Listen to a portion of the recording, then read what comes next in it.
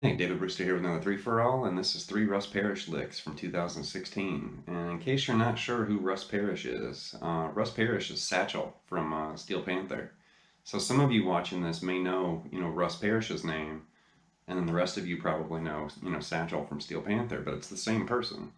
And really his career traces all the way back to LA, and he graduated from GIT, which is what MI, Musicians Institute, used to be called, the Guitar Institute of Technology. And he was a student there. He graduated. He eventually started teaching. Paul GIlbert was already an instructor there, and he was, shredding a trail with Racer X.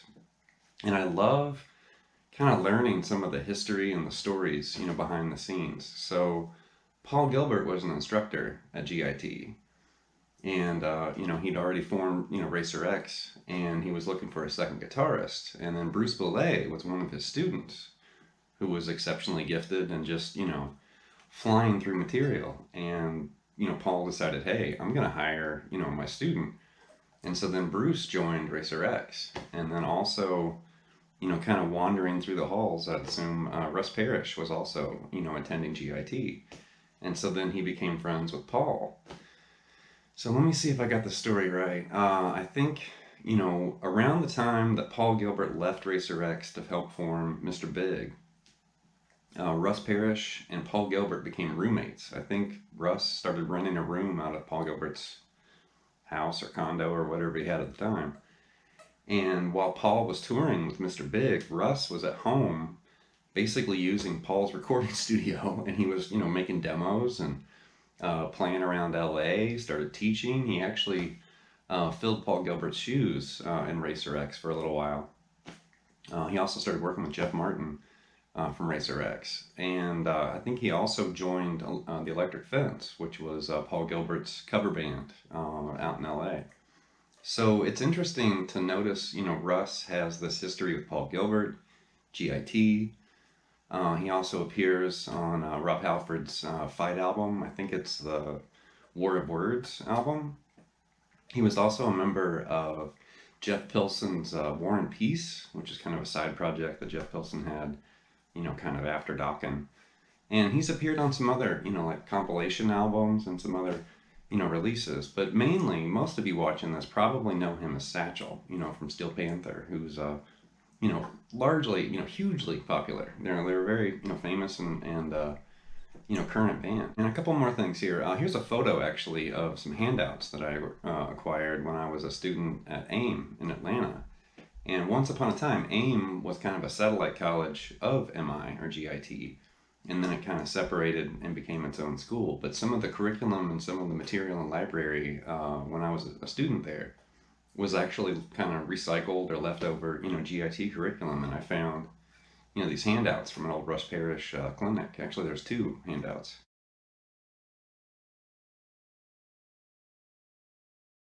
And one more interesting thing about Russ, there's a lot that's interesting about this guy. But if you've ever seen Paul GIlbert's Terrifying Guitar Trip DVD or instructional video, actually appears in that video. He's playing bass, and I think Jeff Martin's also the drummer in that video. So if you watch it, I mean, Paul GIlbert's definitely a distraction, so it's kind of hard to notice anything but Paul, especially on that video. That video's crazy.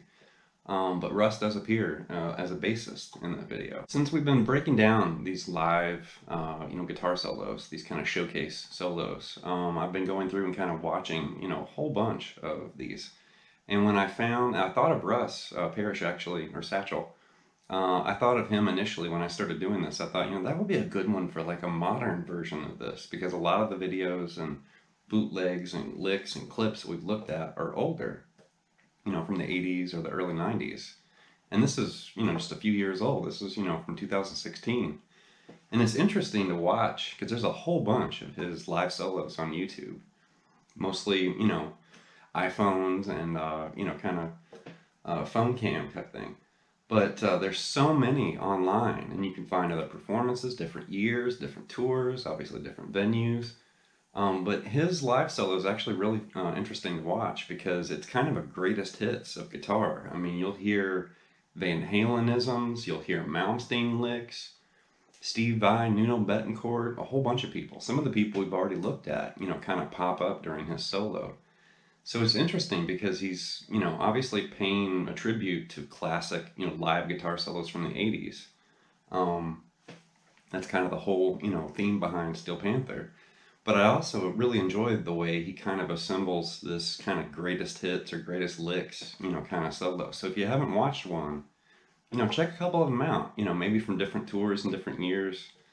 And it's really entertaining, and there's a lot of cool licks you can kind of dive into. All right, well, the first lick here is actually an A blues scale idea, and it's kind of funny because this lick actually appears in the Blue Saraceno live solo, 3 for All that I put together recently. It's almost the exact same lick. I think Blues had it up in the key of D, and Russ is playing it in the key of A. And as I mentioned in the Blue Saraceno video, I've had this lick under my belt for a long time, and here it is, Russ is whipping it out. So it sounds something like this.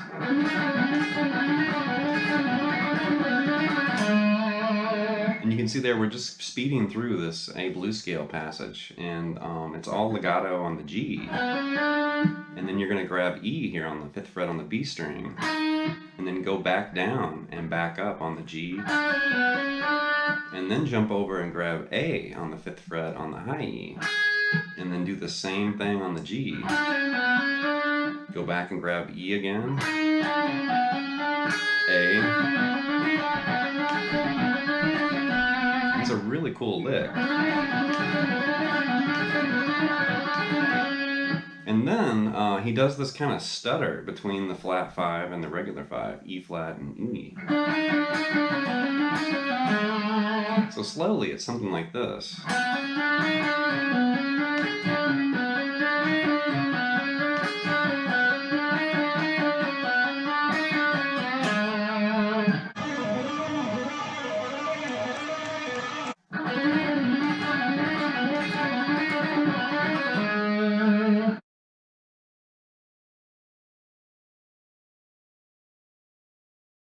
All right, the next lick is an arpeggio-based string skipping lick, and if you watch the Nuno Bettencourt 3 for All I just recently did, you can actually see a piece of this lick in Satchel solo, or Russ's solo. So it starts off with almost the same shape we used in Nuno's solo, but he's starting here on D, and he kind of does like a double, legato or like pull-off move between F sharp and D. And then he just starts jumping between, the high E and the G string. And then he moves down a whole step to C. And then down a half step to B. And then down a whole step to A. And then he ends it with a bend, kind of going back into the blues scale, but bend, G up to A there on the B string.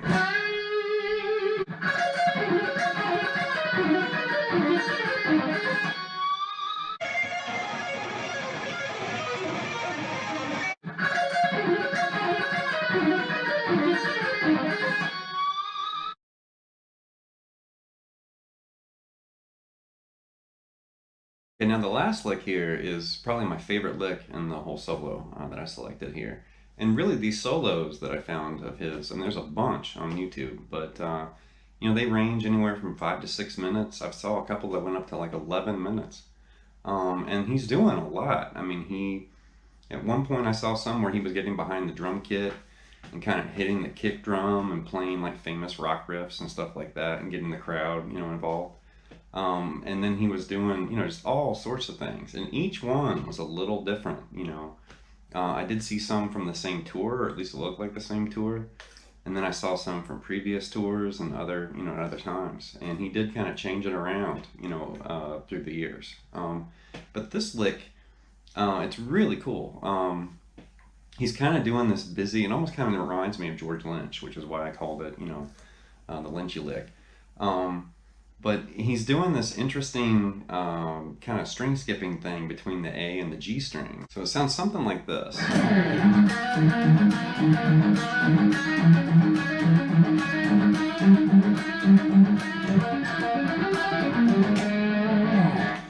I kind of added like my own little twist there on the end. He kind of slips into a diminished run, then he kind of points out in the audience and they cheer, and then he starts doing it again. So he repeats this lick a few times, during the solo. And I just kind of garbled like a little diminished thing there because it seemed like each time he played it, he ended it a little bit differently in his solo. So that was just to kind of give the lick, an ending. But then the other part's really cool because you're doing the string skipped kind of cross picking thing.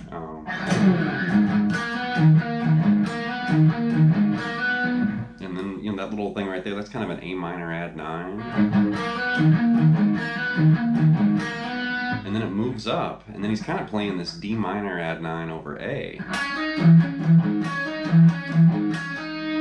And then this is really interesting. Then it moves up and he's kind of doing an E flat 9 over A. And then that little diminished run I was talking about earlier. And I kind of did the flutter in there. I don't think he did the flutter in his solo, but I just kind of made that ending my own.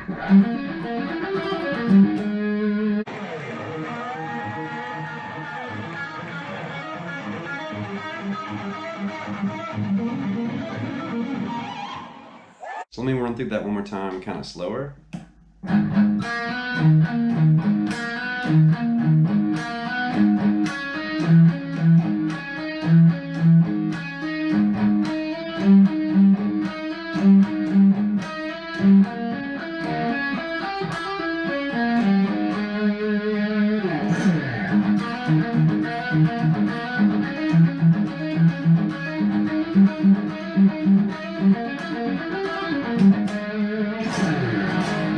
Something like that.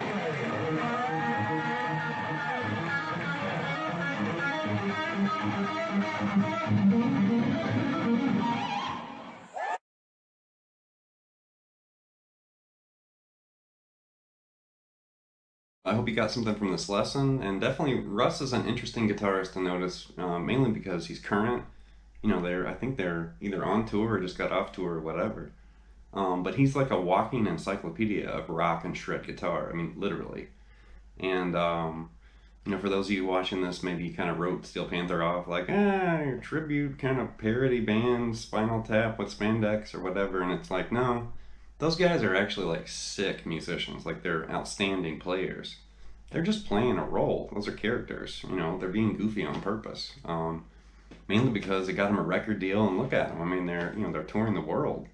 And it just started, as like a joke band in LA, doing 80s covers, and the next thing you know, they've got a record deal. So I give them props, I mean, I know some people kind of give them a bad name, or they kind of, they don't really understand what they're doing. It's like, no, those guys actually lived it, and here they are recreating it, in 2019, which is awesome. All right, well, leave some feedback and some comments, and please subscribe to Late Night Lessons, and I'll be back with some more, 3-for-all, and chord play, and scales and tails, and more content very soon. Thank you.